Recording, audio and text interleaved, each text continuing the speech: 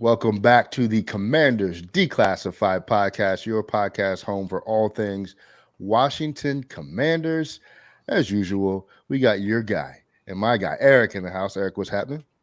Hanging in there. How about you guys? We are hanging tough. Brian, we have Brian back with The us. new kids? Brian, what's going on, man? Hey, what's going on, fellas? Good times. Absolutely. And we got our guest, Jesse from the Bleeding Burgundy podcast. You have heard him on this podcast before, about a year ago. What's happening, Jesse? What's going on? I appreciate you boys inviting me on. Ready to talk some Commanders football. Let's do it.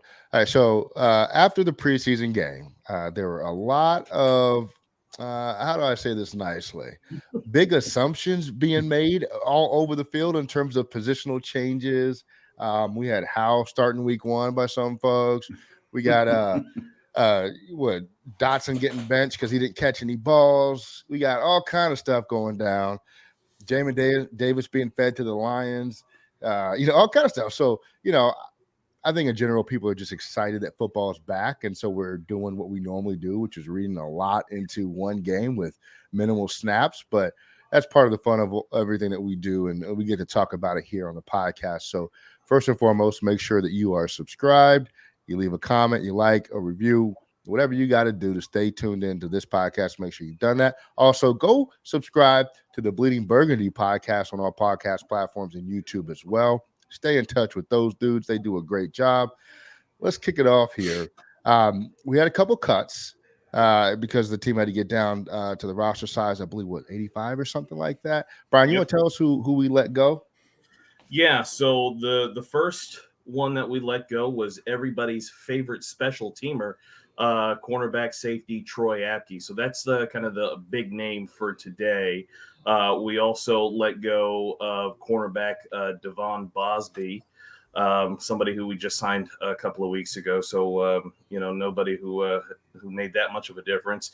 And then offensive guard Deion Calhoun. We also let go of. So those are the 3 guys. And then we put 2 guys on IR to make up that additional 5 that we need to get down to. So Sammis Reyes, the People's tight end, is now on IR. And then Alex Amra, the fullback, is on IR. And then the guys who get put on IR before the final cutdown, their season is done for the year. Unless they reach a injury settlement with the team, they can't come back for the year. So it'll be interesting to see if Reyes just says okay and is shut down for the year, or if any of these guys take the injury settlement and try to latch on somewhere else, or maybe latch back on with the team later on, down the line or after the final 53 is decided. But those are the guys that got cut and got IR today. Reyes had like a hamstring or something, right? It wasn't like he had like an ACL tear, right? Yeah, it may just be that there's so many guys in that tight end room. I mean, you got Booker or was it Armani Rogers, and then Curtis Hodges. So they probably were like, those guys look a little bit better. Might as well just we want to keep Reyes. So just I agree. Seems like it's always something with Reyes, though. He's always got something wrong with him. Yeah, like his hands. Something minor and nagging, yeah. I mean, look, we don't ever want to celebrate guys getting cut, but going to the Troy Apke perspective, well, first of all, I think Reyes was going to get cut regardless. I don't think there was a way he was making this roster. But with Apke, to me, it was time. I mean, the 2 special teams tackles a year. Yeah, 3 years too late, exactly. We kept trying to figure out why he kept reserving a roster spot for Apke, and they moved him to corner last year. That didn't work out. It was time. I hope he catches on somewhere else and becomes like a Steve Tasker type, a special teams ace or something. But that roster spot should go to somebody up and coming trying to figure it out. All right, running backs. I want to get all your opinion about where you see the running back room. I'm going to start with the guest, Jesse. How do you see the running back room as of today? As of today, I mean, I think, and this is just for today. This is not going on into the season. But Antonio Gibson, a message has to be sent. And your running back 1 right now is J.D. Mckissick. And I think, like I said, this is just for today. This isn't, going into the season. There's still time to try to. But this is going. His issues are going back from last year. I mean, he led the league. It was a costly. I mean, it's a preseason game. It really doesn't matter. But for himself, this was a costly fumble that he just from the the way the coaches sounded on their press conference, since the end of the game, they're not too happy about it. And hopefully this kicks him in gear. But I have Mckissick as our running back one as of right now. Okay, I'm going to come back to something you said in a minute, but let me get Eric's thoughts on the running back room. How do you see it shaping up right now? Yeah, so my starter right now, well, we're going to go. Should we go the text conversation we had earlier? Just that's going to make you mad because we had this like I've lost all my thunder because we were yelling at each other on a text message, but I was really just trolling Ellie. Yeah, I think Gibson as of right now is probably running back one still, even though he needs to stop fumbling. 1A is going to be the Brian Robinson, who's he's going to be the guy that spells him for the time being. JD McKissick has a role carved out. He is very good at what he does. 1B, I guess, I don't know. He's that guy. He's the third down back, going to be in there in passing situations. He picks up blitzes like a champ. He can carry it when he needs to. He just does a great job all around. And then my running back 4 is Jonathan Williams. Yeah, my guy from Arkansas. The guy's all he does is fall forward. He just grinds it out. He plays well every time he gets in there. Makes plays. I love how he runs too. Yeah, just a solid NFL caliber running back. If he's not here, he's going to be somewhere on a roster. I'd like it to be here. And Patterson right there. Patterson played well the other day too. I think he's still in the mix there as well. But I think he is behind Williams at this point. Yeah, Jonathan Williams, friend of the podcast, by the way. Brian, shape up the running back room for us. Yeah, I mean, I've been saying this since we drafted Brian Robinson. I think the way these guys are going to be used is totally different, and I don't know if people are ready for it. I think Gibson's going to be used more in that outside zone tosses, screen passes, catching passes, and the between the tackles bulk of the running is going to be Brian Robinson. So you're going to be looking at J.D. McKissick as your number one guy, receiving back, third down back. The bulk of the carries are going to go Brian Robinson, then Antonio Gibson, and then I agree with Eric. Jonathan Williams, I think, is really good, and I think he deserves a chance to be on this roster because all he does is make plays. When he gets in there, he doesn't get many chances, but he does take advantage of them. So I think that's the way that this is shaping up, or should shape up eventually. Yeah. I think situation is key because I think we're going to play a lot of situational football this year with the flexibility of some of the guys that we have. Curtis Samuel will get a couple carries here and there. I think J.D. McKissick, his role is probably more defined than anyone else's in the backfield. I think so. The concept that Ron threw out there was, we're going to use these guys like D'Angelo Williams and Stewart in Carolina. The problem with that is, are we going to commit to the run? Is Scott Turner going to commit to the run enough to make that matter here in Washington? And I'm not sure. When we had that 4-game win streak, we ran the ball all the freaking time, and it was a thing of beauty. Yeah. But when we were losing, and we weren't rolling like we were during that 4-game run streak, it was a lot of passing and run situations. We did a lot of the obvious run on first down type thing. I hope that this year we get a little bit more dynamic in that, but I think AG is your RB1. I really do. I think Robinson's RB2, and I think I put McKissick in a different category almost. I think he's your RB3, but I think he's gonna serve a specific purpose. And then behind that, I think it's Jonathan Williams. I think that's going to be the end of the running back room there. I'm not entirely sure they're going to keep any more beyond that.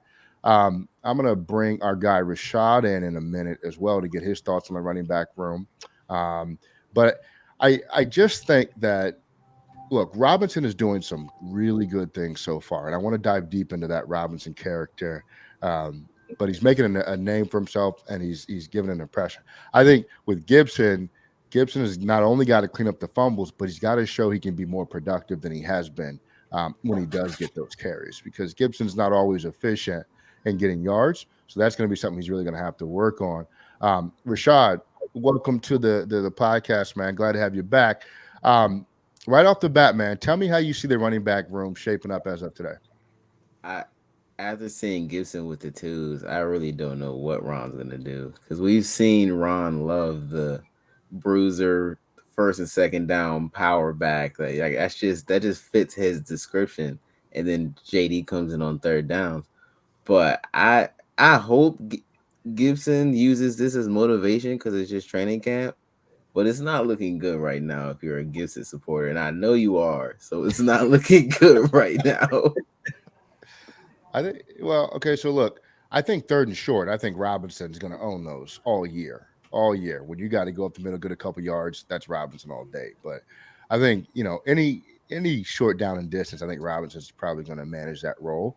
The question will be goal line. What happens in goal line situations because Antonio Gibson's been fantastic in goal line scenarios. This is true. But ball security is a problem down there, right? Jesse, let's start with Gibson. When we drafted Gibson, where were you at in terms of the comparisons to the running back in Carolina that Ron made, Christian McCaffrey, right? This could be our McCaffrey. When we made the pick of a guy who is not a traditional running back, where were you at mentally?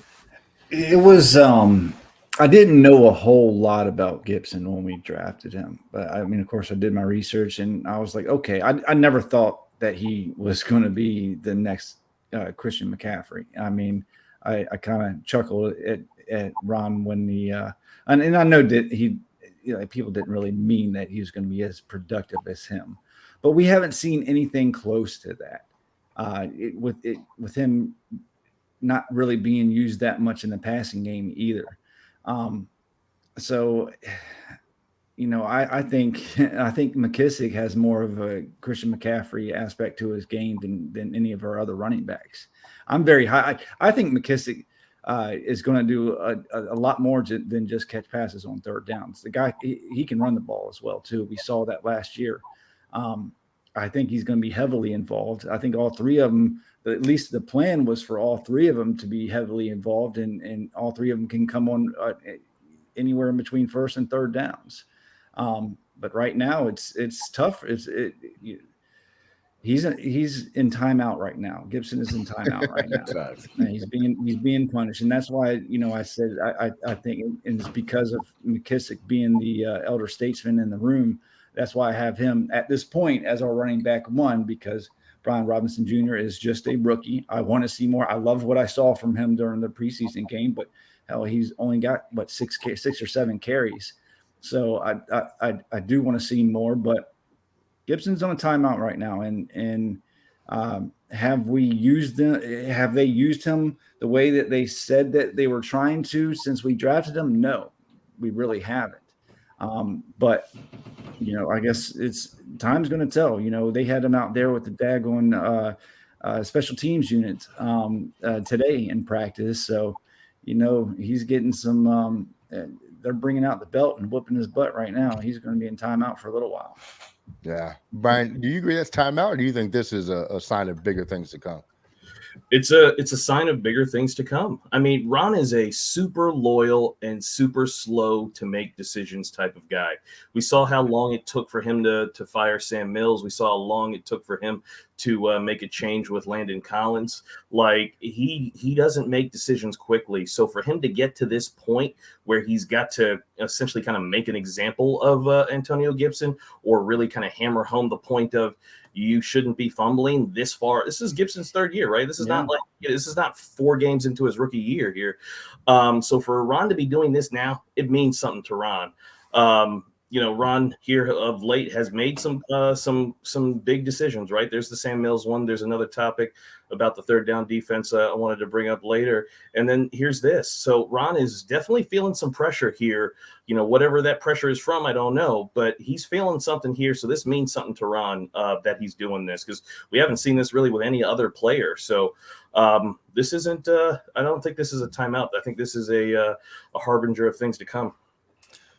I'm wholly in the camp that this is a timeout lesson learned thing, by the way. Yeah. Gibson had the entire off season to figure this problem out, right, and work with the specialist. And not to harken back to the text conversation that we were arguing in earlier for the Bring it back. Let's go. guys. Yeah. But we didn't really I'll read it off like a stenographer if you want. We didn't see any evidence that this was being worked on. When Tiki Barber was working on this, you heard about it every single day, what he was doing. Other running backs too. But there are some guys who just can't fix this problem. A great example of that is Adrian Peterson. He never fixed his fumbling problem, but he was so daggone good that you couldn't do anything about it. You know, you had to live with the fumbles. Eric, is that a place that you think Gibson's going to get the opportunity to get to? And do you think he can even get there? Yeah, I mean, he's going to, regardless of who the running back one is, Gibson's going to get a lot of touches this year. And hopefully, I've always kind of been of the opinion that he should be used more in a role like what they want to use Curtis Samuel for, where he's getting the ball on jet sweeps, he's getting it in space, kind of what he did in college. Like, that's kind of what I'd like to see him do, because he's so fast and he's so big. But, you know, they're trying to push him between the tackles. But one thing I'd like to bring up is that, you know, when Antonio Gibson got here in 2020, Darius Geis got cut and Adrian Peterson got cut, and there was no competition, really. He was the primary running back. I mean, it was him and McKissick and then Peyton Barber, who wasn't going to take anybody's job. Same thing last year. There was no competition. This is the first time that, like, a true running back who has a skill set that, you know, matches what Ron wants to do has actually been on the roster. So this is really, so we're seeing, you know, it could be a timeout, but it could actually be that, you know, Ron has a real alternative to Antonio Gibson at running back now. So, you know, for Gibson's benefit, he better fix the fumbling problem. I think hand size might be an issue with him. I've heard that kind of, you know, people have mentioned that before. He's got little baby Kenny Pickett hands. That maybe that's part of the reason that he can't hold on to the ball. He certainly has a habit of taking his top arm off the ball when he's going through the hole. Yes. It happens a lot, and that is something that you should be able to fix that he hasn't fixed yet. And you have to keep in mind, this is, you know, this is his third year being an actual running back, and he's trying to learn this at the NFL level. So a guy like Robinson, a guy like Jarrett Patterson, a guy like Williams, these guys have all been playing running back probably since junior high, whereas Gibson is just picking it up now at the hardest level you could possibly learn it at. So he's behind the eight ball already. He needs to fix his problems because there are alternatives this year on the roster. So it's really up to him if he wants to start or not.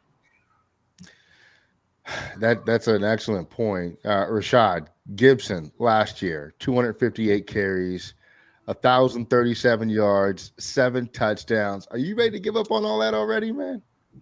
The problem with Gibson, especially, I don't want to bring up fantasy football because this is a real if you had him as a fantasy football owner, you hated it because it was either like 100 yards and 2 touchdowns or 60 yards and absolutely nothing. So it was so much boom or bust. Like, the numbers sound good, like rounded up, but throughout the season, it was so many ups and downs, like so many random fumbles, key fumbles too, and key moments of the game. I'm not giving up on it, but I wish he would become how Cordell Patterson is for the Falcons.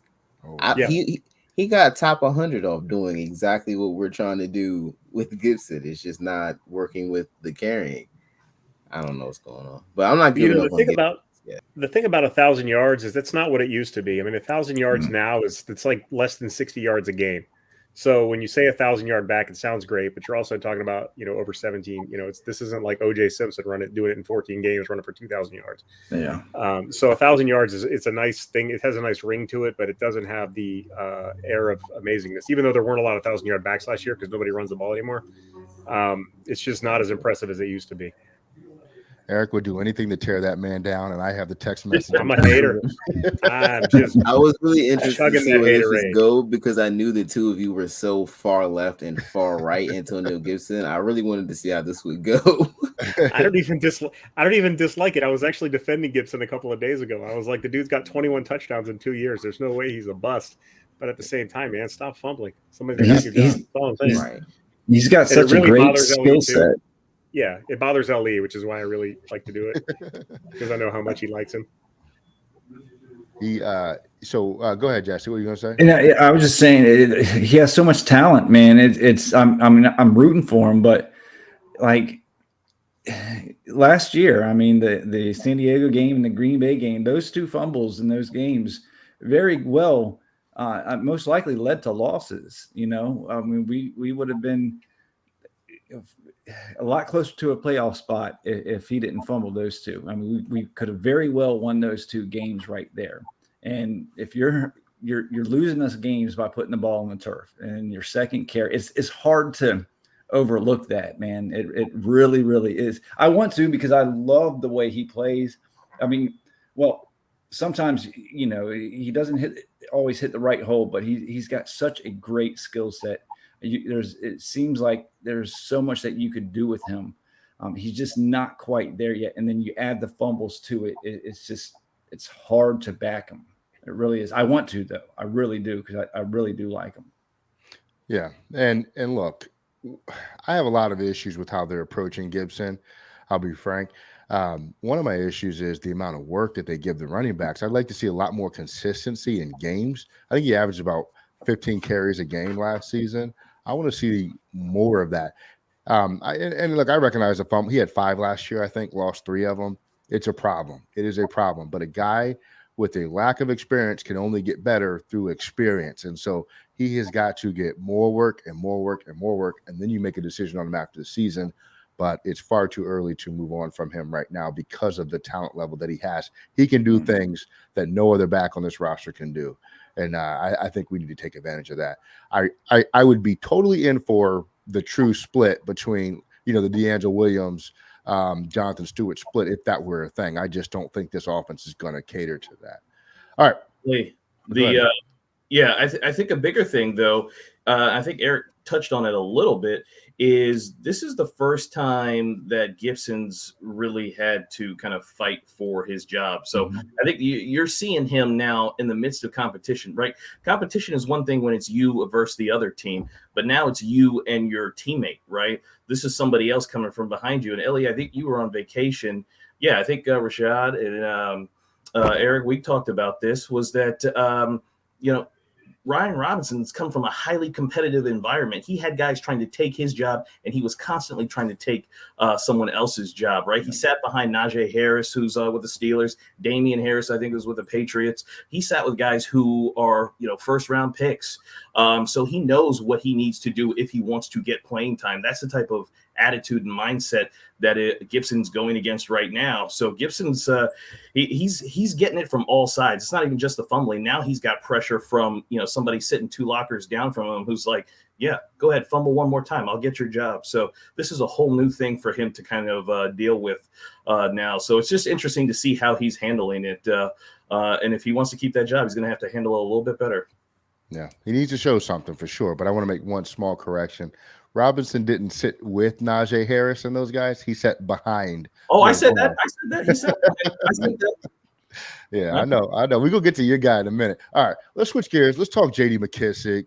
Jesse, why do we love J.D. McKissick so much? Man, he's just that one play that he had just shows you everything that that guy can do. I mean, we missed that when he went down last year.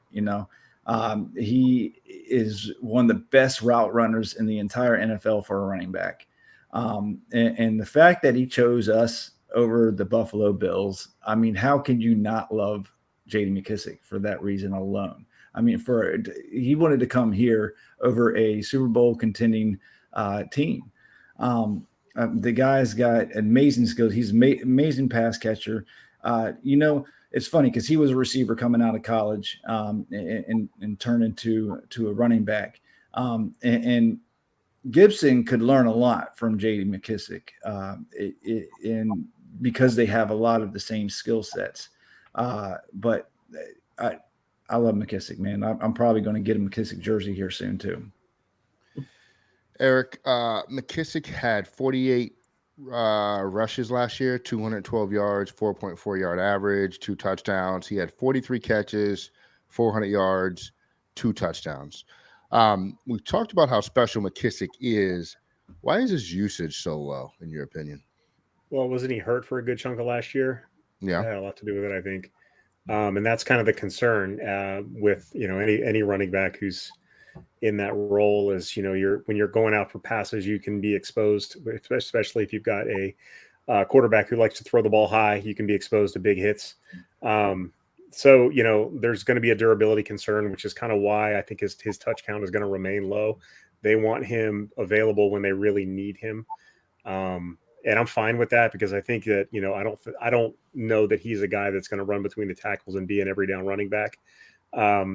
Just the wear and tear on his body. He's not a real big guy. He's listed at 215, but I mean, okay. I could be listed at 195, but everybody knows we'd be lying. I'm going the wrong way though. I like to be listed at 195. So I don't necessarily believe he's as big as he's listed is basically what I'm saying. And of course, with a running back who likes to juke and make cuts in the open field like that, soft tissue injuries are always going to be a concern too. So it's just a durability thing. I think that's why his usage kind of slow. I think you could up it some, and I think you would if if he remains healthy. Obviously, he'll get more touches, but I mean, somewhere in the 8 to 10 touch per game range should be fine. In my opinion, for a player like him. Okay. Unless he's really feeling it, then you just keep feeding him. But you've got a lot of weapons on offense. For sure. Brian, we talked about roles for Mckissick, and he has a specifically defined one. How do you see his role coming together this season in this offense? I think if you're going to throw to a running back, he is your first option. But even more besides that, last year when our offense was struggling and we had, limited targets at receiver outside of Terry, one of the things that I was saying is put Mckissick in the slot. I mean, he is a former receiver, but he is instant offense. He can create quick separation and give that quarterback a nice open target quickly to get the ball out of his hands. And we've seen he can take a 2-yard check down and turn it into a 40-yard gain just like that. Mm-hmm. And that's something that can help the offense. I mean, we saw the play in Atlanta. We saw the plays in New York. Those are things that we want and we need from J.D. Mckissick. So I would hope that he is even used more in the passing game where he's actually lined up out wide or put into the slot where I think he could really do some damage. But he's a chess piece. He's a guy you can do things with. And I think as much run as he's gotten with us, I still think he's a little bit underutilized because I think there's so much more in the pass game he could do that could really kind of stress that defense. Yeah, McKissick is just such a special talent. He's also one of those rare talents where he came to us going into his 6th season, and he's still ascending. I mean, think about how special that is. When he was with Seattle for the first, his 5th season, not 6th. First 3 years with Seattle, he had a combined 50 attempts rushing. And then, he had, some catches, but it was nothing major in Seattle like he's had here. I think he had 36 total catches those 3 years in Seattle. Then he went to Detroit, and Detroit said, okay, we're going to give you a little bit more carries. He had 38 carries, 5.4-yard average, no touchdowns. He had 34 catches on 42 targets, 200 yards, 1 touchdown. So I think this offense, and Scott Turner maybe specifically, saw something really special in him. And I remember when he first signed him, they were talking about, we're going to have 2 backs in the backfield. It's going to be both Mckissick and it's going to be Gibson at the same time. But we haven't really seen that at all since Gibson and McKissick have been here. Rashad, is that something you want to see more of? Is McKissick and Gibson on the field at the same time in the backfield?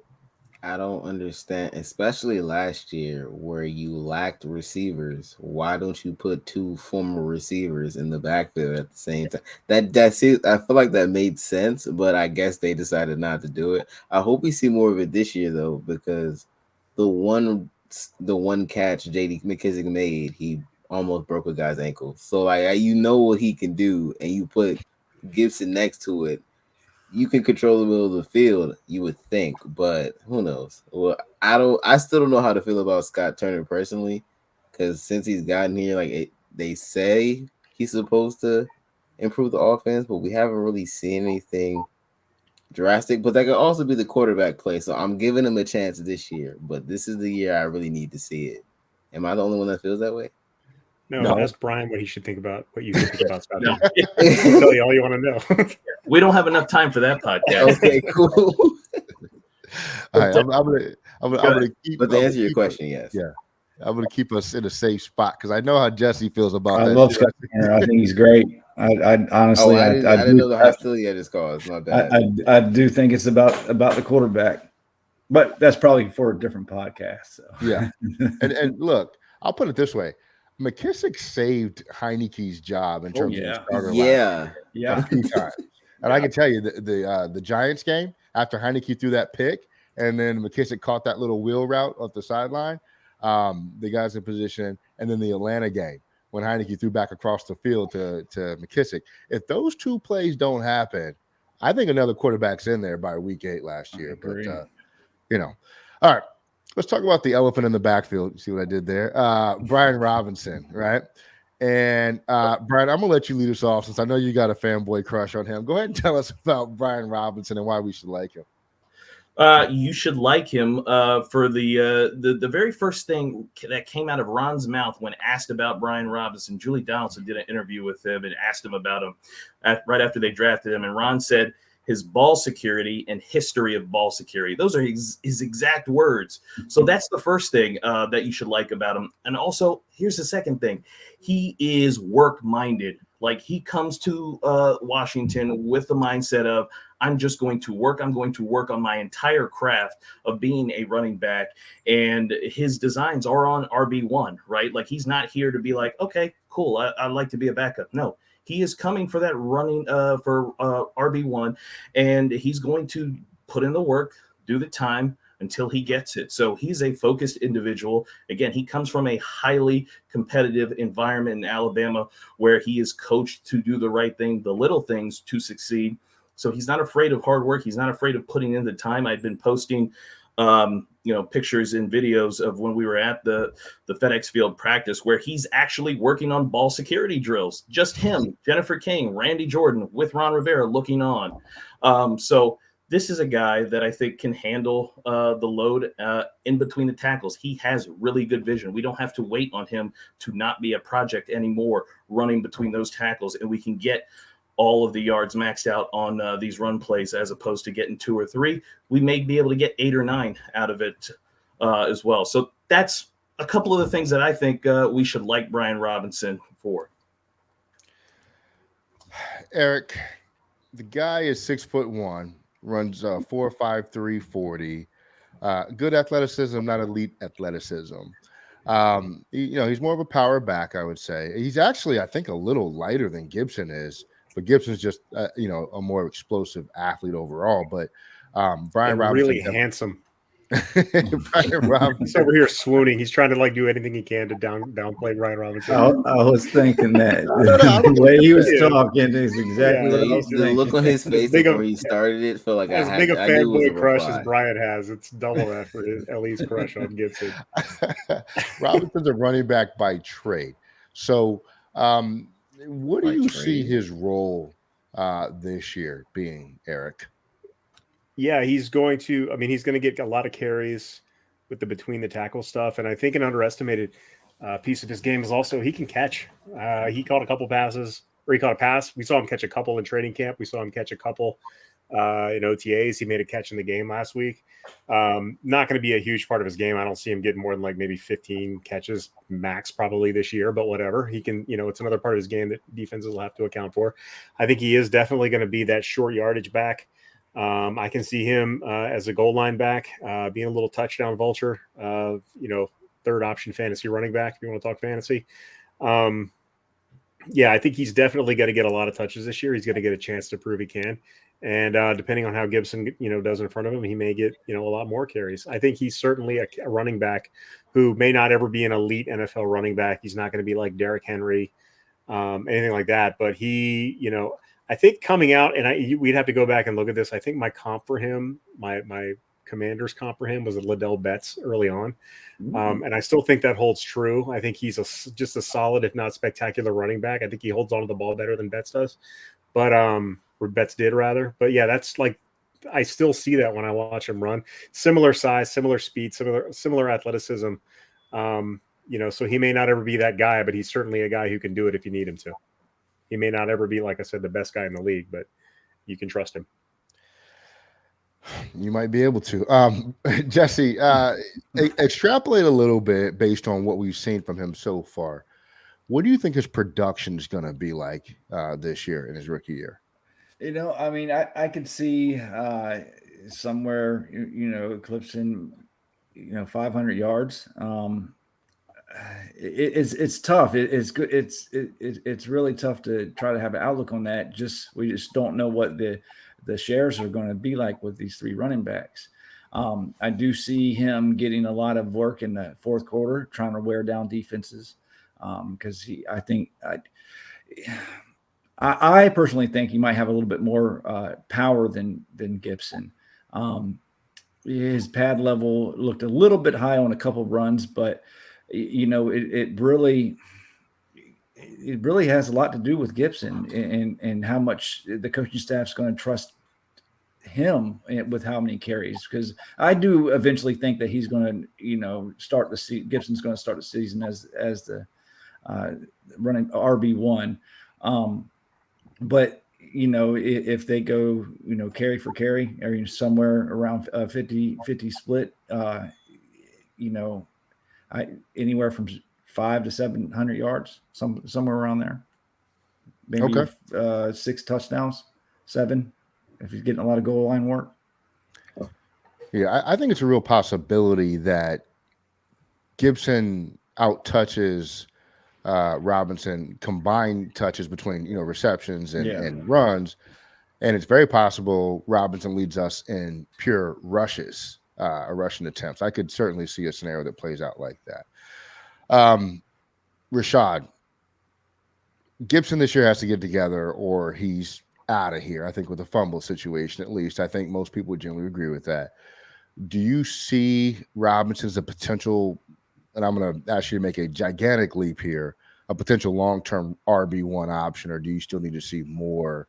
Do you see the potential there for him?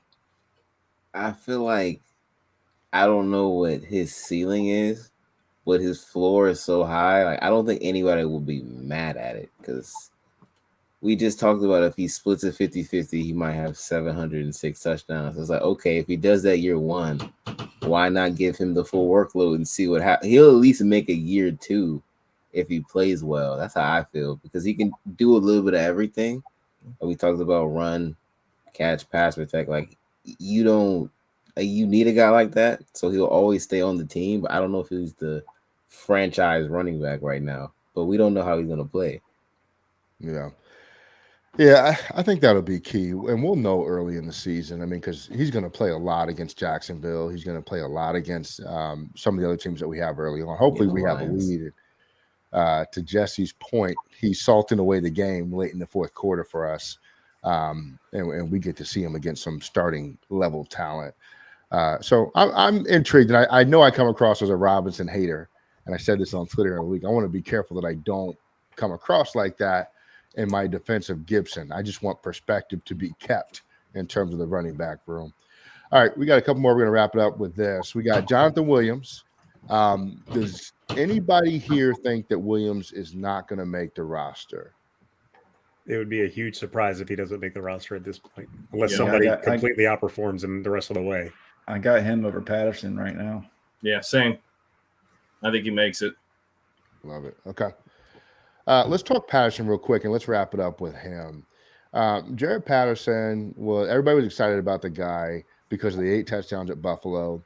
I thought when he rushed last year, he was highly ineffective for the opportunities that he got, at least with the opportunity that he had to make a lot out of that. I don't think he did. I thought he was pretty pedestrian in his attempts. I do think he looks a lot better, or a lot more like he's confident in what he's doing out there this year in the limited action he saw the other day. But I don't think there's enough there to overcome what you're getting from a veteran like Jonathan Williams, and certainly not the top 2 backs on the roster.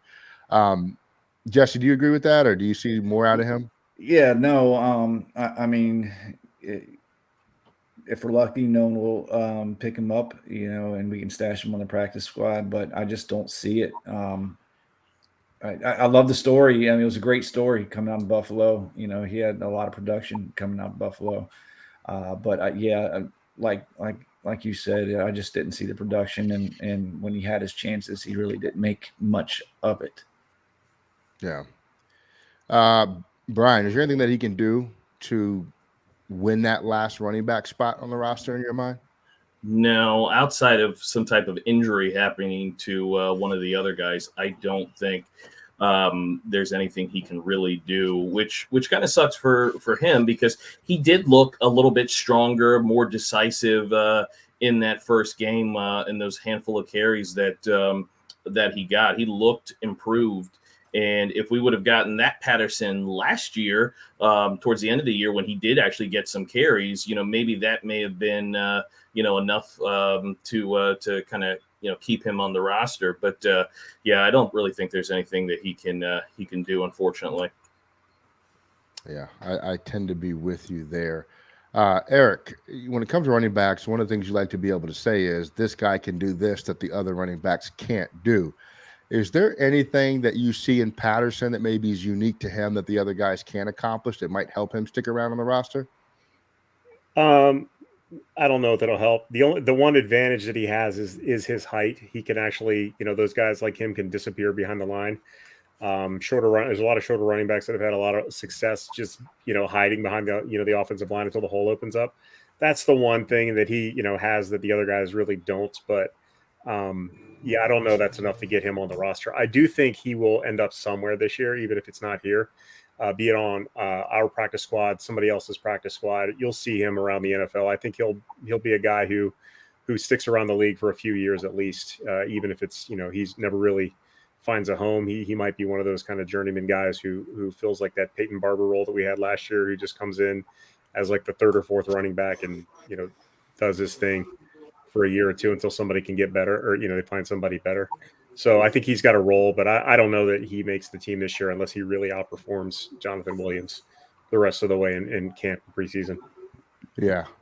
The one thing he was supposed to be able to do was to generate touchdowns, because that's what he did in college a lot, right? And I just say the size factor is a factor in the NFL. The hiding in the holes thing is great, but it also impacts him too with his vision beyond the line of scrimmage and trying to figure out, how to run at the second level. So there are certainly some concerns there. Rashad, give me your final thoughts on the running back room as we get out of here. As a whole, I like it, but in terms of like the definitive number one, I don't know who it is, because you can put all three of them in so many different spots, which might be the reason we have the three running backs we do, but I couldn't tell you who's the starter, who's the second, who's third, because we just talked about how good and how different all three running backs are. It's a three-headed monster. Yeah, but I feel good about it, like from a team perspective, though. Okay, I can dig it. Jesse, what are your final thoughts on the running back room? Yeah, no, I listen. I think we have a great room. If Gibson can eliminate these fumbles, I'm really high on it. A lot of people did not like the pick of Brian Robinson Jr. in the third round. I personally loved it. I think he was brought in initially to limit. Antonio Gibson was getting nicked up. He was nicked up all year long, and I think when we drafted him, I think they drafted him with that in mind to try to take some pressure off of Gibson.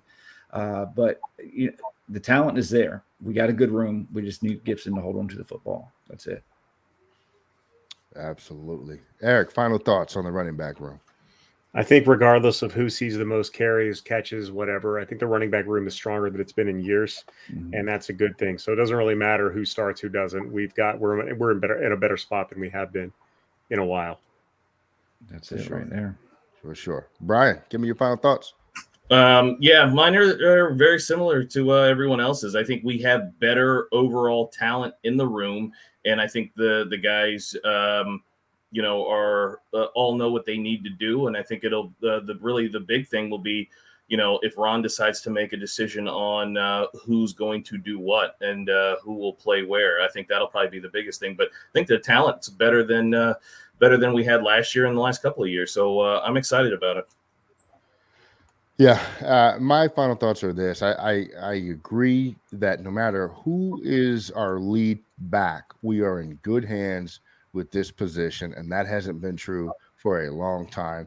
We had to rely on Adrian Peterson, who I absolutely love, but was well into the later years of his career to lead us. And now we have youth at the position, we have depth at the position, and we have position flexibility. at the running back position. So we are in excellent shape at that position. So I'm very excited. I am not a Robinson hater. My comp for him was Wayne Gallman. I think he's kind of in that role and in that mold. But I'm excited to see what he can do.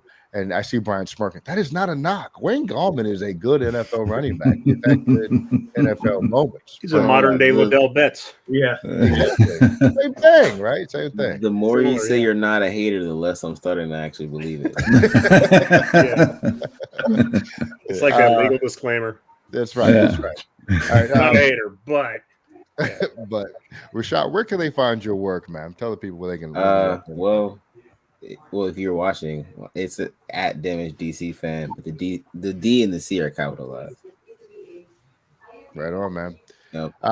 Jesse, where can they find you and your work?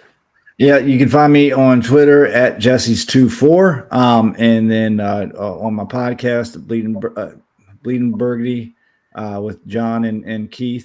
We are on right now every Mondays, and then when the season starts, we'll be putting a show out every Monday and Friday. We're also doing something a little bit different on Fridays. We're doing half the show as a kind of a betting podcast. We're just going through the games and doing some prop bets and picking games and stuff like that, having fun. Yeah, absolutely. Check it out. Go look up Rashad. He's always got good takes, and like I said, he's the future of this DC podcast thing, man. He's just got to get it in gear and do it every week, right? Brian, where can they find you at? They can find me at Mr. Who with 2 O's, 1 on Twitter. They can also find us on WFTDeclassified.com. We've got a bunch of articles, interviews, and our podcasts are up there as well, too. And the YouTube channel, Commanders Declassified. Eric, where can the people find you? yeah, every 6 to 8 weeks you can find me on Twitter at etrod42. I jump on, I get sick of it, I leave. But I'm on there every once in a while, and lately you can find me with my face buried in an AZ 900 manual because I'm studying for a test. All right, yeah. And as always, if you don't already know, you can check me out at Declassified WFT on Twitter. As Brian said, man, check out everything that we got put out. Just Google WFT or Commanders Declassified, whatever you want. You will find us everywhere you are. We appreciate you riding with us. Have a good one. We will check you next time. We're out of here.